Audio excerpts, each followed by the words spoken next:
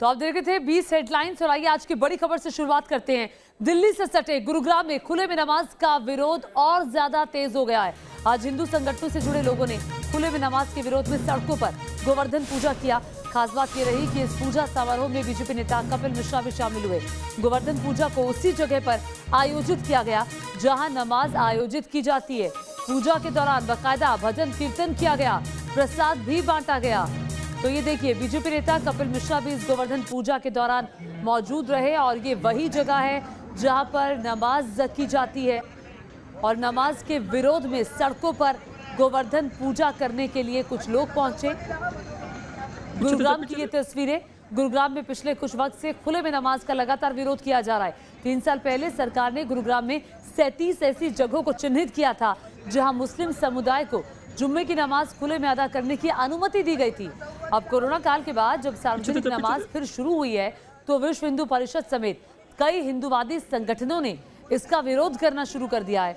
आज का ये प्रदर्शन उसी विरोध का हिस्सा है।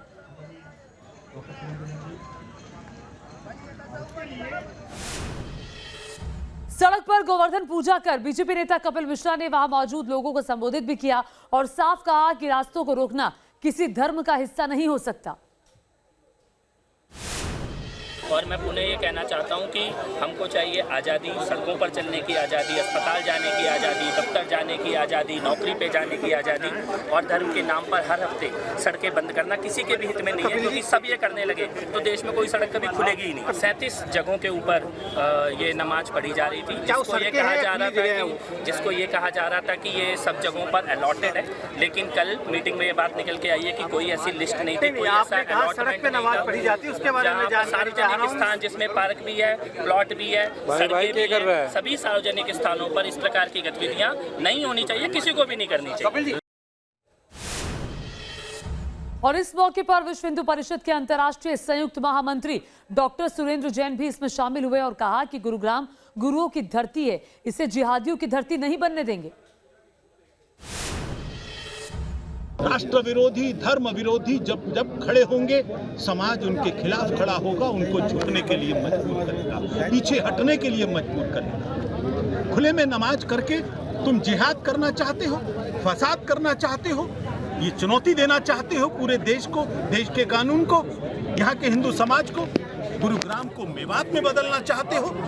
समाज ने तय किया कि गुरुग्राम के अंदर किसी भी स्थान के ऊपर खुले में नमाज नहीं होगी।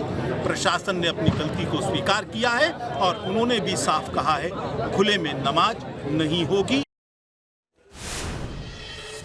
तो आप सुन रहे थे, संयुक्त महामंत्री हैं ये, अंतर्राष्ट्रीय संयुक्त महामंत्री विश्व हिंदू परिषद के। खुले में नमाज नहीं होगी।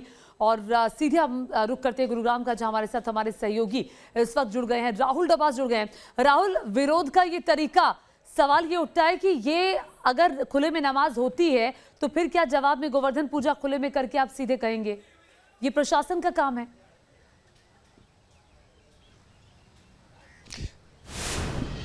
निश्चित तौर से, क्योंकि कपिल मिश्रा यही कहते हुए नजर आए कि खुले में किसी भी धर्म को आयोजन करने का, धार्मिक कार्यों का आयोजन करने का हक नहीं मिलता। लेकिन उन्होंने सांकेतिक तौर पे आयोजन किया और ये विवाद नया नहीं है ज्योति।